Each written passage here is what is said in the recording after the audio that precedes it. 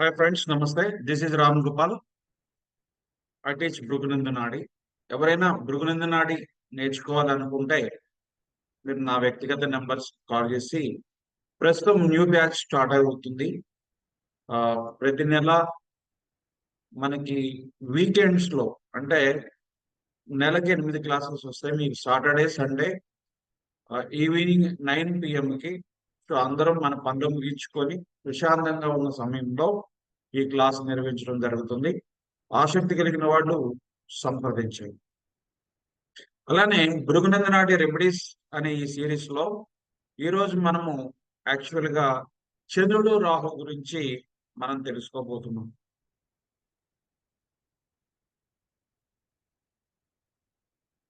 ఎవరి జాతకములైన చంద్రుడితో రాహు ఉంటే దీన్ని చతుర్థ దోష అంటారు. చతుర్థ దోష అంటే ఏంటి? కాలపురుష కుండలిలో కాలపురుష కుండలిలో మేషరాశి నుంచి కర్కాటక రాశి 4వ రాశి అవుతుంది, చతుర్థ రాశి. కాబట్టి చంద్రుడితో రాహు ఉండటం వల్ల దీన్ని చతుర్థ దోషగా భావించడం జరుగుతుంది. అయితే ఈ రాహు మన పూర్వజన్మని తెలియజేస్తాడు కాబట్టి, పూర్వజన్మ దోషాన్ని తెలియజేస్తాడు కాబట్టి, సో రాహు అనేది పూర్వజన్మ దోషము, అదేవిధంగా కర్స్, శాపం. ఎవరి శాపం గురించి తెలియజేస్తాడు? చంద్రుడు ఎవరైతే కారకత్వాలై ఉంటారో, చంద్రుడు అంటే తల్లి, తల్లి శాపం. చంద్రుడు అంటే అత్తగారు, అత్తగారి శాపం. చంద్రుడు అంటే పెద్ద అక్క, elder sister. So elder sister యొక్క curse, curse of mother, curse of mother in law, curse of elder sister or village deity. అంటే తల్లి ఎందుకు శపిస్తుందండి? ఏ తల్లి అయినా దీవిస్తుంది అని.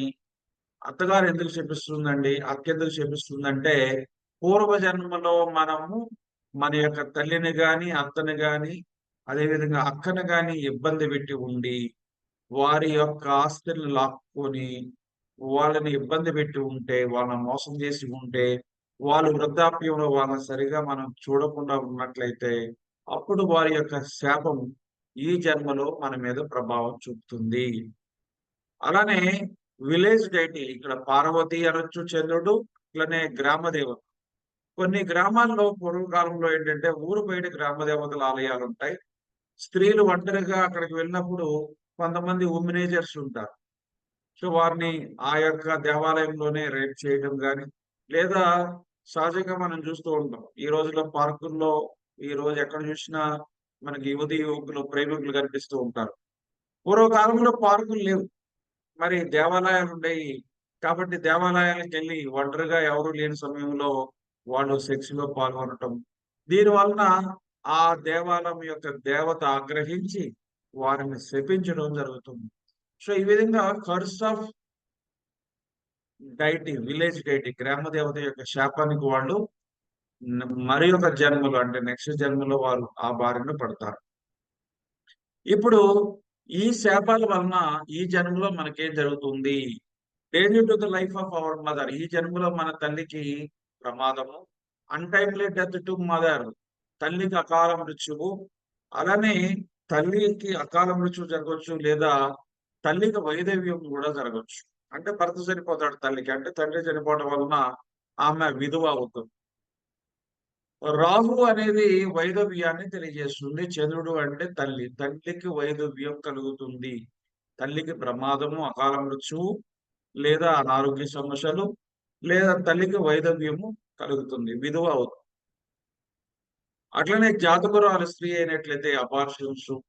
సో స్త్రీ లేదా పురుషులకు లెఫ్ట్ ఐ రిలేటెడ్, అలానే బ్రెస్ట్ రిలేటెడ్, ముఖ్యంగా స్త్రీలకు లంగ్స్ రిలేటెడ్, స్త్రీ లేదా పురుషులకు కఫ సంబంధమైనటువంటి లైక్ సైనస్ కానీ, అలానే illicit relations and bad habits, heavy losses.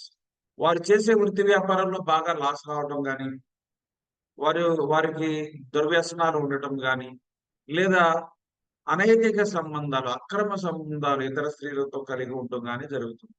అయితే ఈ చంద్ర రాహుతో పాటు ఏ గ్రహాలు కలిసి ఉండాలి? శుక్రుడు చంద్రుడు రాహు అన్నా, బుధుడు చంద్రుడు రాహు అయినా కలిసి ఉంది. ఈ కలిసి ఉండటం అనే కాన్సెప్ట్ ఎక్కడి నుంచి తీసుకోవాలి మనం? శుక్రుడి నుంచి కానీ, బుధుడి నుంచి కానీ 159, 37, 11 లో చంద్ర రాహులు ఎక్కడైనా ఉండొచ్చు. సో చంద్రుడి నుంచి రాహు 159 to 610 లో ఎక్కడైనా ఉండొచ్చు. సో ఈ విధంగా ఉండటం ద్వారా ఇది నాడి భృగునందు నాడీ సిద్ధాంతం ప్రకారం ఈ విధంగా మనం చూసుకోవాలి. సో దీంట్లో ఒక్క పాజిటివ్ ఉందండి, ఏంటంటే జాతకుడు ఫారెన్ ట్రావెల్ వెళ్ళగలడు. మూన్ రాహు కలిసి ఉంటే ఫారెన్ ట్రావెల్ యోగం. మరి ఈ దోషాల నుంచి బయటపడాలంటే ఏం చేయాలండి? ప్రతిరోజు మనం తల్లికి నమస్కారం పెట్టుకోవాలి. మనసులో అయినా సరే, తల్లి జీవించి ఉంటే ఆమె పాదాలకి నమస్కారం పెట్టుకోవచ్చు. లేదా తల్లి జీవించి ఉన్నా లేకపోయినా మనసులో తల్లిని మనసులో తల్లిని ఊహించుకొని ఒక్కసారి ఆమె దర్శించుకొని నమస్కారం పెట్టుకోవాలి. తల్లి దగ్గర నుంచి ఆశీర్వాదాలు తీసుకోవాలి. తల్లి నుంచి ఆశీర్వాదాన్ని తీసుకోవాలి. అట్లనే తల్లికి ప్రతిరోజు ఆమె ఏదో వంట చేసుకుంటూ ఆమె పనుల్లో ఉంటుంది. మనం వెళ్ళి కూరగాయలు తరిగి పెట్టము, వంటలో గాని, లేదా బట్టల పిండే దగ్గర గాని, అంటు తోమే దగ్గర గాని తల్లికి సేవ చెయ్యాలి. అలానే ఇక చాలా సులభమైన రెమెడీ చెప్తున్నా అండి. ఇది అద్భుతమైన రెమెడీ. మనము రోడ్డు మీద ప్రయాణం చేస్తున్నప్పుడు అవసరానికి ఎవరికైనా మీరు చిన్న చిన్న వాటర్ బాటిల్స్ పెట్టుకోండి. 1/2 లీటర్ వాటర్ బాటిల్స్. ఎండాకాలం గాని ఎప్పుడైనా సరే ఎవరైనా దప్పికతో ఉంటే గనక పాపం వారికి మీరు వాటర్ ఇవ్వండి. అలానే అవసరమైన వారికి లేదా పేదవారికి ఫుడ్, భోజనము, వసతి కలగచేయండి. అన్నదానం చేయండి. అన్నదానం అంటే గుడిలో చేయడం కాదండి. ఆకలయ్యే వాడికి అన్నం పెట్టాలి. అలా పెడితే ఈ చంద్రదోషం పోతుంది. అట్లనే ఎవరైనా సరే పిల్గ్రిమేజ్ తీర్థయాత్రకి వెళ్తా ఉంటారు కదా!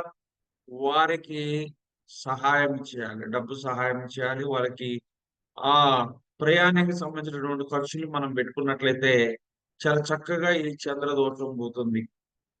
లైట్ ల్యాంప్ ఫర్ మా దుర్గా. చంద్రుడు అంటే పార్వతి, దుర్గా. ఎవరైనా శక్తి స్వరూపురాలు భువనేశ్వరి. దశమహావిద్యలో భువనేశ్వరి. భువనేశ్వరిని శుక్రుడిగా కూడా మన కామాఖ్యలో కొలుస్తూ ఉంటారు. శుక్రగ్రహానికి అధిపతిగా. యాక్చువల్ గా చంద్రగ్రహాన్ని సూచిస్తూ ఉంటుందని మనం సౌత్ ఇండియాలో ఎక్కువగా చెప్పుకుంటూ ఉంటాం. కానీ నార్త్ ఇండియాలో ముఖ్యంగా ఈస్ట్ ఎక్కువగా భువనేశ్వరిని శుక్రుడి కింద భావిస్తుంటారు. ఎనీహౌ చంద్రుడి యొక్క ప్రాబ్లమ్స్ ఏంటి? నష్టాలు పోయి డబ్బులు రావాలి అంటే అప్పుడు నష్టాలు తీసేసి డబ్బులు ఇస్తుంది. అందుకే శుక్రుడు బహుశా వాళ్ళు చెప్పుండొచ్చు. సో భువనేశ్వరి అమ్మవారు, దశమహావిద్యలో భువనేశ్వరి అమ్మవారిని ఆరాధన చేయడం ద్వారా మన అప్పులు తీరిపోతాయి, సమస్యలు తీరిపోతాయి. ట్రావెల్ ఆల్వేస్, ఎప్పుడు ఈ చంద్రరాహులు కలిసి ఉన్న వాళ్ళు ఎప్పుడు ట్రావెల్ చేస్తూ ఉండాలి. ట్రావెలింగ్ చేస్తూ ఉండండి, మీ సగం దోషం పోతుంది. Water wear cement or cream colour clothes. మీరు చేయవలసింది ఏంటంటే క్రీమ్ కలర్ లో ఉన్నటువంటి దుస్తుల్ని, సిమెంట్ కలర్ లో ఉన్న దుస్తుల్ని మీరు ధరించినట్లయితే మీకు అనారోగ్య సమస్యల నుంచి మీరు దూరం అవడానికి అవకాశం ఉంటుంది.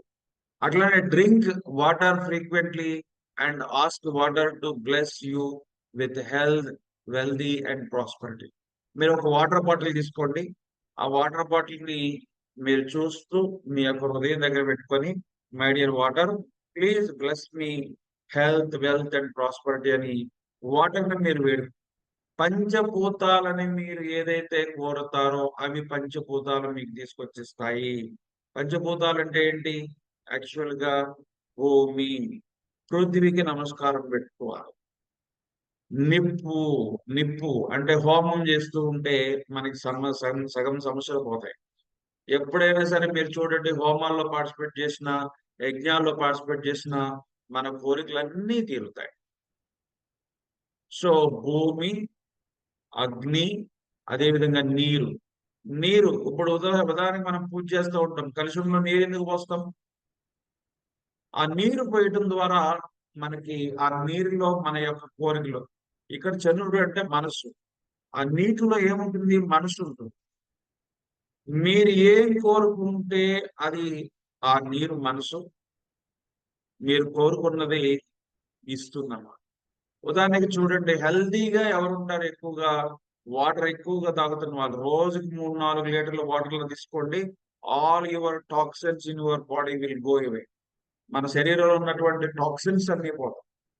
కాబట్టి ఇక్కడ మనం చంద్రుడు నీరు ద్రవ పదార్థం కాబట్టి ద్రవ పదార్థాన్ని ఎక్కువ తీసుకోవడం ద్వారా వాటర్ మళ్ళీ మళ్ళీ తాగడం ద్వారా మినిమం 3 to 4 లీటర్స్ డైలీ ఉదయం సాయంత్రం వరకు కొంచెం కొంచెం తీసుకోండి. ఒక గ్లాస్ మంచినీళ్ళు తీసుకుంటున్నప్పుడల్లా నేను ఆరోగ్యవంతుణ్ణి, నేను ధనికుణ్ణి, నేను ఐశ్వర్యవంతుణ్ణి అని చెప్పి భావన చేసుకుంటూ తాగాలి.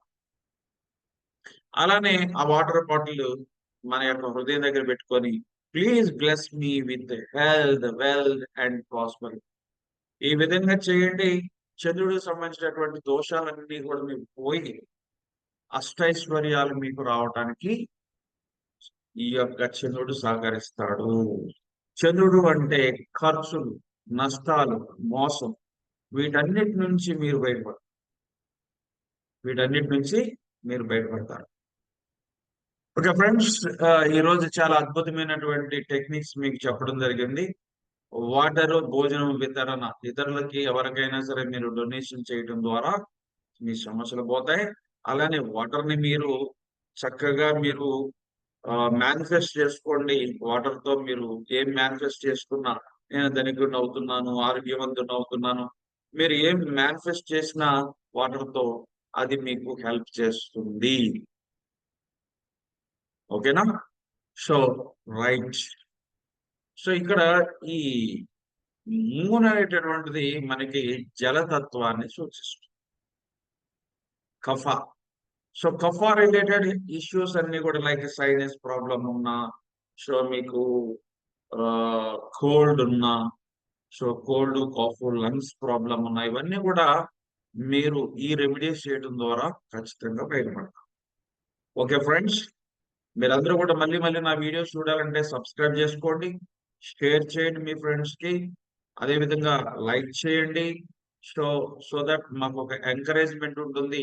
భృగునింద నాడిలో ఉన్న అద్భుతమైనటువంటి విషయాల్ని నేను ఇంకా ఇంకా ఎన్నో వీడియోస్ చేసి మీ ముందుకు తీసుకొస్తాను. So till then bye.